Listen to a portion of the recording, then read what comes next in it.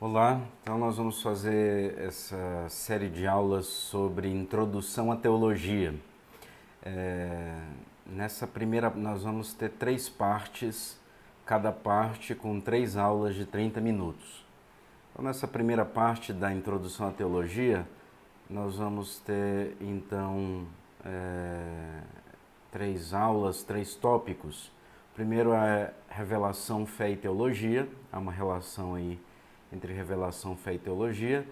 A segunda parte será sobre a natureza da teologia e a terceira parte, teologia como ciência. Tudo isso dentro dessa primeira parte. Então, vamos lá, primeira parte, revelação, fé e teologia. O que é revelação? Bom, nós temos 3 definições prévias de teologia: ciência de Deus, ciência da fé e ciência da revelação.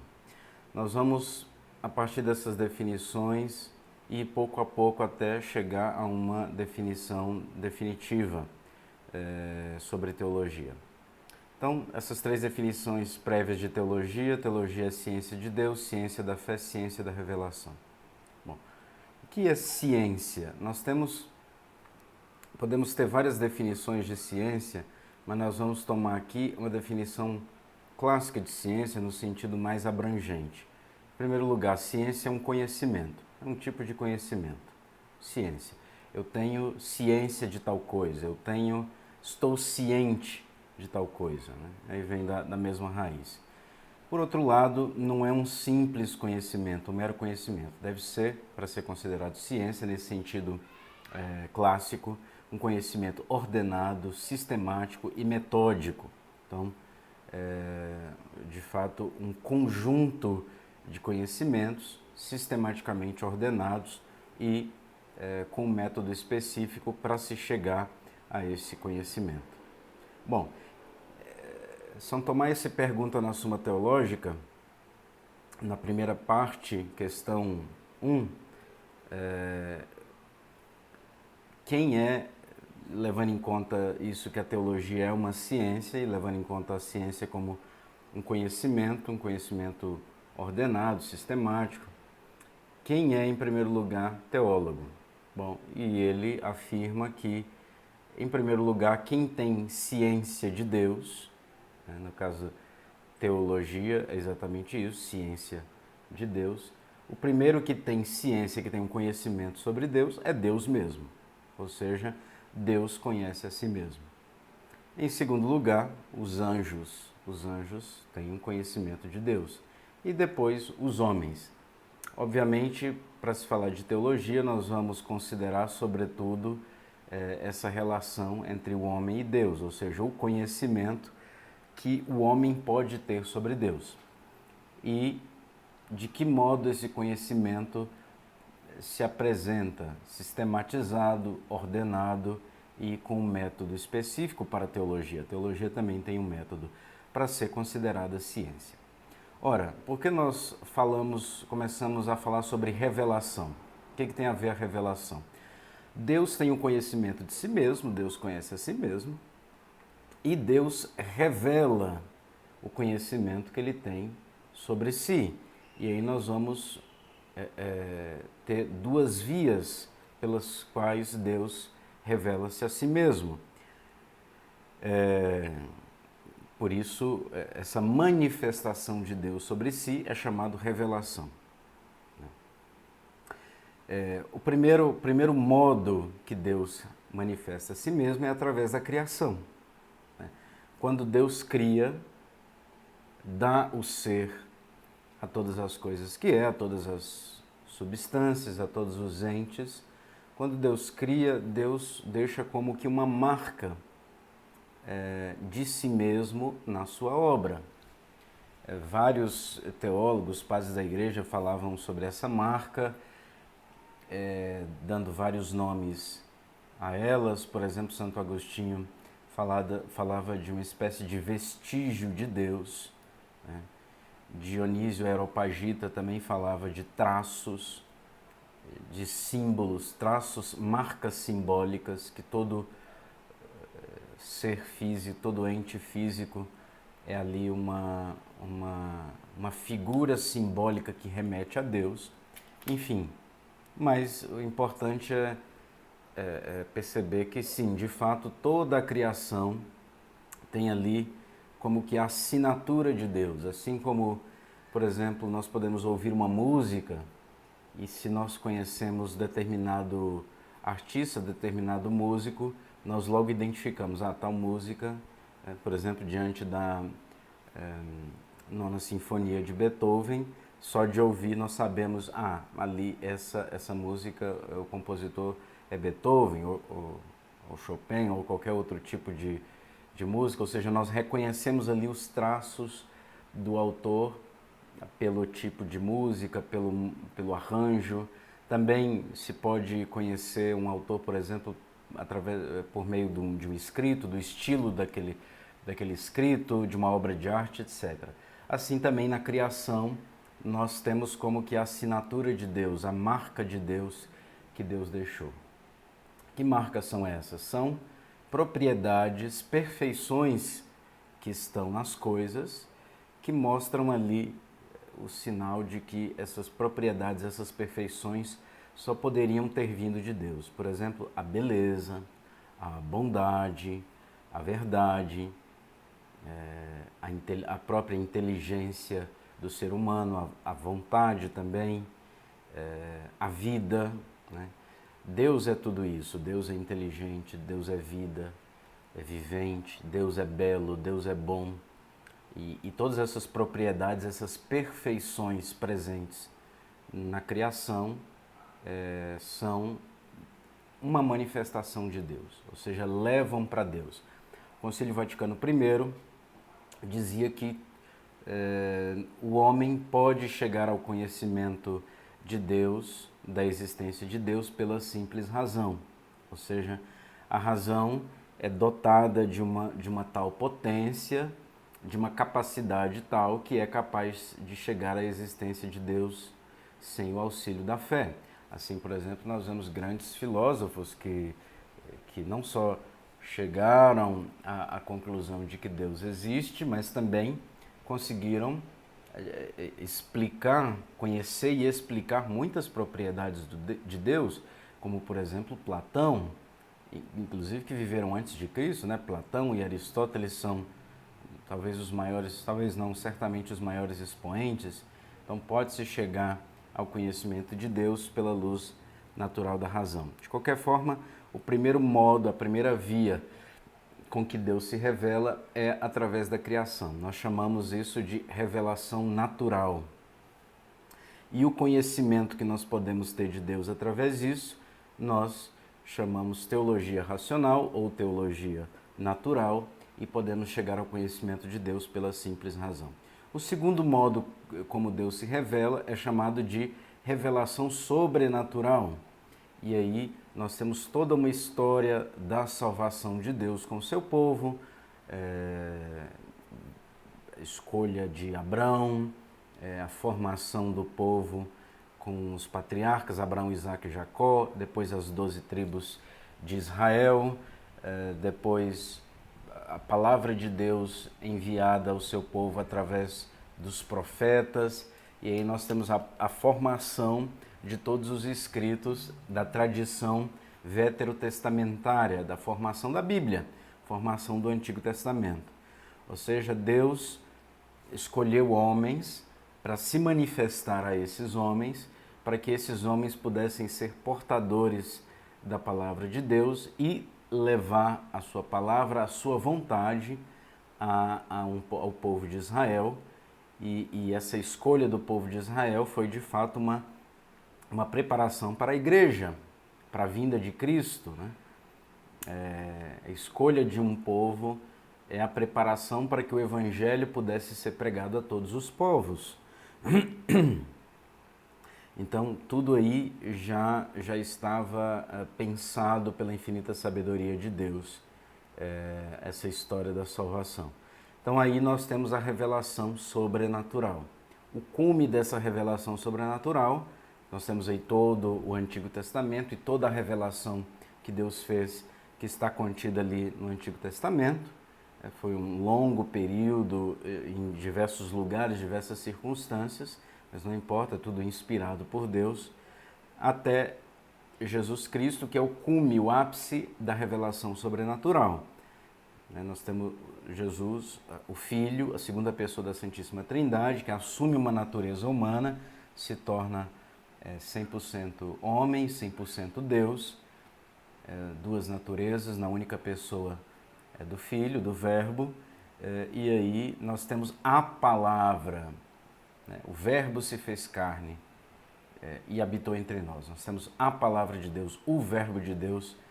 Não são apenas palavras de Deus, como aquelas dirigidas aos profetas, mas o próprio Deus, segunda pessoa da Santíssima Trindade, se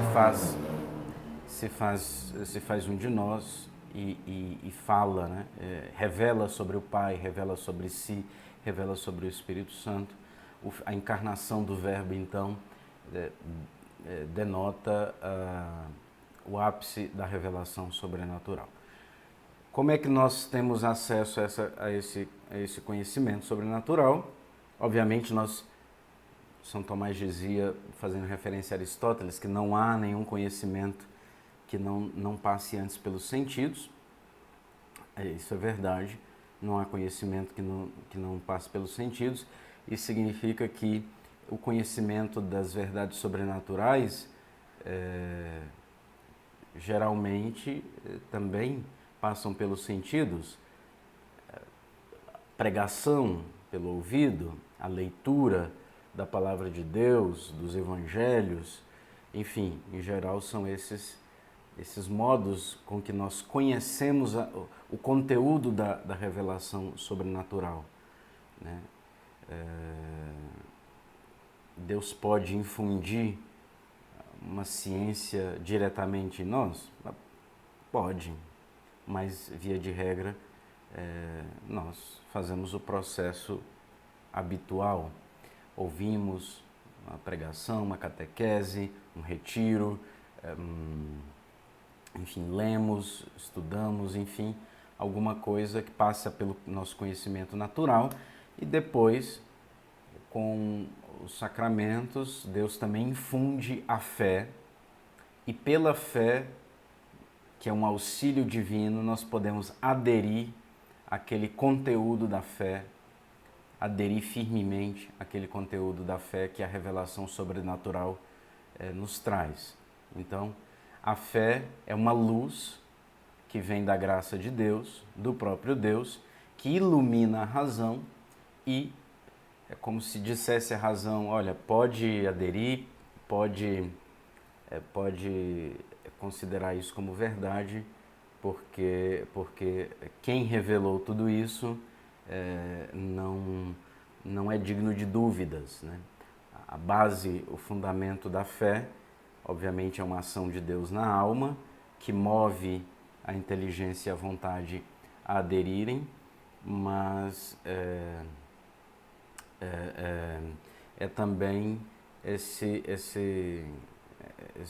essa autoridade de quem revela me faz poder aderir sem dúvida, sem maiores dúvidas, àquelas verdades reveladas.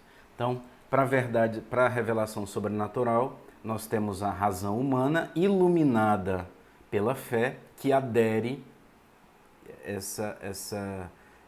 a essas verdades, um conhecimento pela fé e uma adesão pela fé àquilo que a revelação me traz. E a via natural, basta a razão natural, embora a fé, e quando ilumina a inteligência, ilumina em todos os sentidos, também ilumina para nos facilitar o conhecimento das verdades naturais. Então a fé ilumina a razão como um todo. Então, mesmo naturalmente, a fé nos facilita o acesso ao conhecimento de Deus. Bom, Deus se revela, mas permanece de certa forma ainda oculto. Jamais poderemos conhecer de modo absoluto Deus. Não podemos conhecer a essência de Deus. Como eu disse, nós podemos conhecer duas coisas: a existência de Deus e algumas propriedades de Deus, aquelas necessárias para a nossa salvação. Como é que nós sabemos que essas são as necessárias para a nossa salvação? Porque foi as que Deus revelou. Deus não nos deixaria privos alguma coisa, de algum conhecimento que fosse necessário para a nossa salvação. Então, se foram estes os conhecimentos sobre Ele mesmo que Deus nos revelou, então significa que estes são os necessários para a nossa salvação. Bom, por que é que então nós não podemos conhecer a essência de Deus? Porque conhecer a essência significa compreender aquilo que uma coisa é, né? E a partir dessa compreensão tirar todas as consequências daquela essência, né? Ora, nós não podemos compreender a Deus, jamais. Conhecer que Deus existe e conhecer algumas propriedades de Deus não significa compreender a essência de Deus, ou seja, não significa compreender Deus de modo essencial ou absoluto, ou simplíciter, como se diz às vezes na teologia. Primeiro, porque Deus é infinito. Segundo, nós somos finitos. Ora, se a nossa inteligência é finita e Deus é infinito, obviamente, o finito não pode conter o infinito. É uma contradição em termos, né? Isso é evidente. Portanto, nós só podemos compreender de Deus aquilo que está ao alcance da nossa inteligência, que não é pouco, não é pouco. Nós podemos saber muita coisa de Deus naturalmente e podemos saber ainda muito mais coisas sobre Deus sobrenaturalmente, ou seja, através da fé, através da revelação sobrenatural. Mas não devemos nos esquecer que por mais que nós saibamos sobre Deus, jamais nós iremos esgotar aquilo que Deus é em si mesmo. Por essas duas razões muito simples. Deus é infinito, a minha inteligência é finita. Nós não podemos cair em dois extremos, né? O primeiro extremo são aqueles que queriam compreender a Deus, compreender a essência de Deus. Isso não é possível, já dizia São Tomás, porque Santo Agostinho também dizia: se você compreende Deus, este não é Deus. Porque aquilo que se diz que se compreende de Deus seria menor do que aquilo que Deus realmente é. Eu estaria adaptando Deus à imagem que eu faço de Deus, né? Eu não posso considerar a imagem que eu faço de Deus como o próprio Deus. Como eu disse, pode-se conhecer a existência de Deus e muitas de suas propriedades, mas isso não significa conhecer em absoluto, conhecer completamente, compreender aquilo que Deus é, a essência de Deus, né? O outro extremo é aquele que diz que nós não podemos conhecer a Deus, né? De Deus nós não podemos conhecer nada. Por exemplo, Kant. Kant colocava a razão tão debilitada, tão débil, que negava que nós pudéssemos chegar ao conhecimento natural de Deus.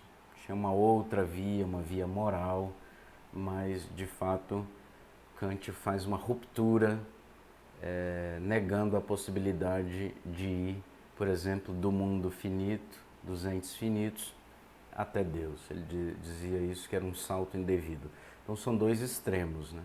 Não podemos cair num racionalismo que diz que nós podemos conhecer a essência de Deus, mas também não podemos cair numa espécie de kantismo ou de empirismo, onde nós negamos a razão, a potência de chegar ao conhecimento de Deus. Até porque isso foi um dogma proclamado pelo Concílio Vaticano II: o homem, pela luz natural da razão, é capaz de chegar ao conhecimento de Deus.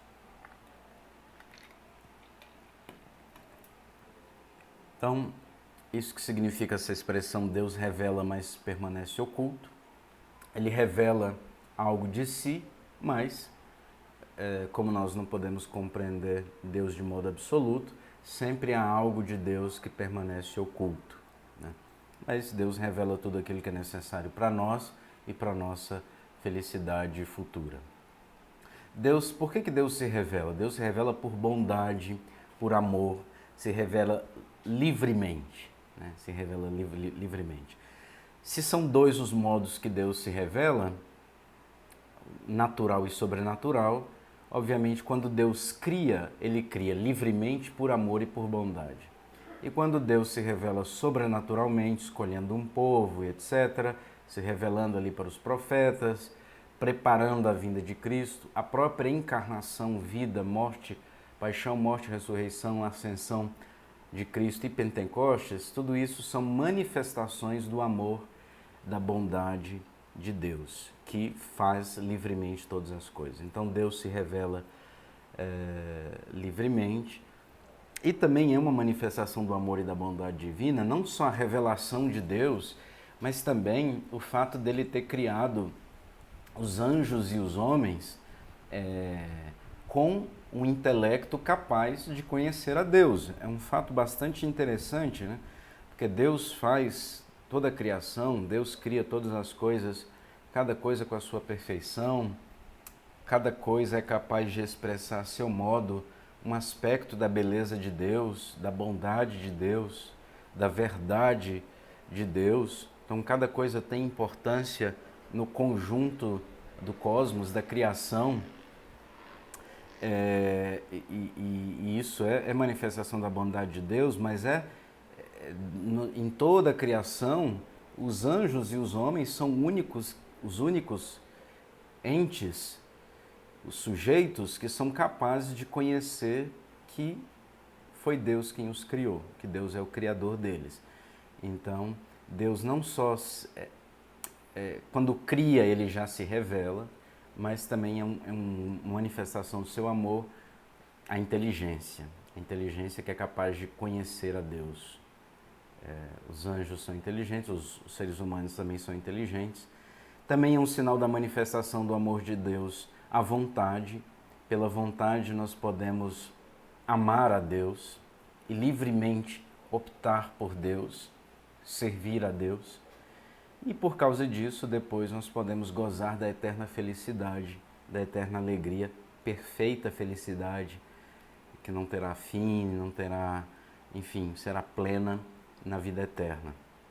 Então tudo isso é manifestação de Deus, seja a nossa capacidade, seja a revelação de Deus, natural e sobrenatural, mas também o fato de Deus ter elegido o ser humano como aqueles entes do mundo físico capazes de conhecer que Deus é Criador e louvar a Deus por isso e amar a Deus por isso, né? Bom, onde está a revelação natural? Está em tudo, né? Como eu disse, toda a criação ela tem vestígios de Deus, tem a sua marca.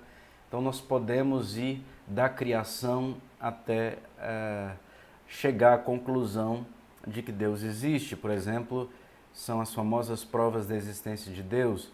É o que fez Platão, fez isso de certa forma, Aristóteles fez isso, São Tomás, Santo Anselmo, Santo Agostinho, enfim, tem toda uma tradição de filósofos e teólogos que, partindo do mundo sensível, partindo das coisas existentes, concluem que é preciso que exista um Deus que tenha criado todas as coisas, né? Eu não vou entrar nisso, porque é outra matéria, é teologia natural ou teologia racional, chamada modernamente também de teodiceia, mas o nome clássico é teologia natural ou teologia racional. E onde está então a a revelação sobrenatural? Está em duas fontes. Nós vamos ver mais tarde, um pouco depois, também as fontes da teologia. Mas as fontes da revelação sobrenatural é a Sagrada Tradição e a Sagrada Escritura, ou seja, a Bíblia e a tradição. A Sagrada Tradição vem antes, porque primeiro a palavra de Deus é dita, é pregada, é falada só depois, em geral, né? Existem também as cartas, mas em geral ali também as cartas têm conteúdo que antes foi anunciado pelos apóstolos, por exemplo, pregado por Jesus Cristo. Então, a tradição oral é aquela doutrina, aquele conteúdo da revelação que foi anunciado verbalmente. A Sagrada Escritura é aquele conteúdo da doutrina revelada sobrenaturalmente que foi colocado por escrito. Nem tudo foi colocado por escrito, como diz São João no final do seu evangelho. É interessante o modo como João fala, né? Se todas as coisas que Jesus fez e falou fossem escritas uma por uma, nem o mundo inteiro poderia conter todos os livros. Bastante interessante. Então, nem tudo que Jesus falou e fez está na Bíblia. Essa é a tradição católica. A tradição católica não considera somente a Bíblia como palavra de Deus. A tradição protestante, sim, sola scriptura. A tradição católica considera a Escritura e a Sagrada Tradição, levando em conta que nem tudo está escrito na Bíblia, então tem coisas que nós temos só através da tradição oral. Obviamente que depois acabou sendo escrita ou acabou sendo absorvida na liturgia, por exemplo. A liturgia tem muitos textos, muitas partes que contêm essa tradição da igreja primitiva, que é a palavra de Deus, né? A Sagrada Tradição. Mas não entrou, digamos assim, no cânon das Escrituras, não faz parte da Bíblia e nem por isso deixa de ser palavra de Deus. Então, a revelação sobrenatural encontra-se na Sagrada Escritura e na Sagrada Tradição. Na tradição católica, na tradição protestante, só na Sagrada Escritura. Por isso que, para um católico, é estranho ter que provar tudo pela Bíblia, né? A Bíblia nem foi, digamos assim, a primeira fonte da revelação e nem é a única, né? Temos a Sagrada Tradição. Bom, nós temos então dois polos da revelação. Deus que se revela, o homem que tem naturalmente um desejo de Deus, um desejo de conhecer a Deus. Assim Deus se manifesta e o homem recebe essa manifestação. O homem é capaz de Deus. Tem uma frase que está no catecismo, que é antiga da tradição da igreja, homo capax Dei est, ou seja, o homem é capaz de Deus, o homem é capaz de conhecer a Deus, o homem é capaz de acolher a Deus, o seu chamado. O homem é capaz de conhecer a Deus naturalmente, o homem é capaz de conhecer a Deus naturalmente com o auxílio da fé. Então, existe aí a revelação divina por um lado e a capacidade humana de receber essa revelação. No Antigo Testamento, quem é ali importante para a revelação? Os profetas. Não é à toa que muitas vezes nós encontramos essa expressão aqui dos profetas. A palavra do Senhor foi-me dirigida nestes termos. Por exemplo, Ezequiel 11:14. Os profetas eram homens de Deus que falavam em nome de Deus, né?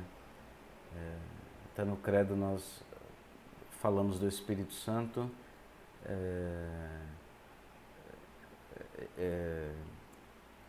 que ilumina e de Cristo que ele falou pelos profetas. Então, Deus fala pelos profetas, os profetas são esses portadores da palavra de Deus. São instrumentos, mediadores da palavra de Deus. Deus quis contar com o auxílio humano, nada mais que isso. Deus quis contar com o auxílio humano para a sua revelação. Deus, quando ele revela essas palavras a esses homens, a esses profetas, mais do que revelar palavras, ele revela-se a si mesmo. Ele prepara, inclusive é uma revelação progressiva, onde ele prepara, por exemplo, a revelação de Deus uno e trino. Não é uma revelação feita de uma única vez. Jesus Cristo é quem vai falar do Pai, eu e o Pai somos um. vai falar mais também sobre o Espírito Santo, então é uma revelação progressiva. Deus revela as verdades necessárias para a nossa salvação.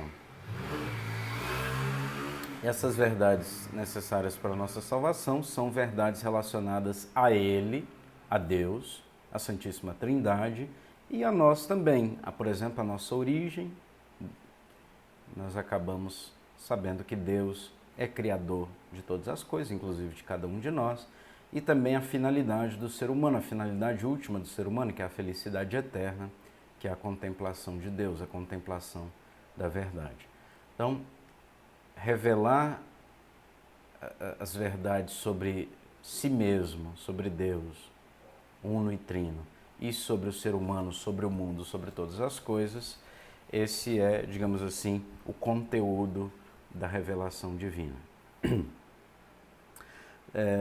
Então, essa revelação se dá em vários momentos, desde a criação, ali a aliança com a promessa feita a Adão, a aliança feita com Noé, depois a vocação de Abraão, a formação do povo de Israel, os profetas, etc., até Jesus Cristo, como eu disse, que é o cume, o ápice da revelação, onde ele fala diretamente sobre o Pai. É o próprio Deus que nos revela a si mesmo. Né? O próprio Cristo, o próprio Filho revela-se a si mesmo, revela o Pai e revela o Espírito Santo. Né? A igreja, a missão da igreja é continuar essa revelação, não criando novos conteúdos, mas transmitir essa revelação a todos os povos. É isso que nós chamamos de sagrada tradição, ou seja, tradição significa aquele que recebeu e que passa adiante. A igreja tem a missão de transmitir de forma íntegra essa revelação de Deus, essa verdade sobre Deus, sobre o homem e sobre todas as coisas ao mundo inteiro. Então, com esses 30 minutos, nós fechamos essa primeira parte, falando então sobre essa relação entre revelação, fé e teologia. Ainda não dá para... Nós vamos estreitar um pouco onde entra a teologia, porque nós falamos aqui mais sobre a revelação e sobre a fé. A fé é aquela graça de Deus, aquele auxílio de Deus que, dado a inteligência e a vontade, que nos faz aderir às verdades divinamente reveladas. Mas e a teologia? Teologia, então, na segunda parte, nós vamos ver como se relaciona com a revelação e a fé. Até mais.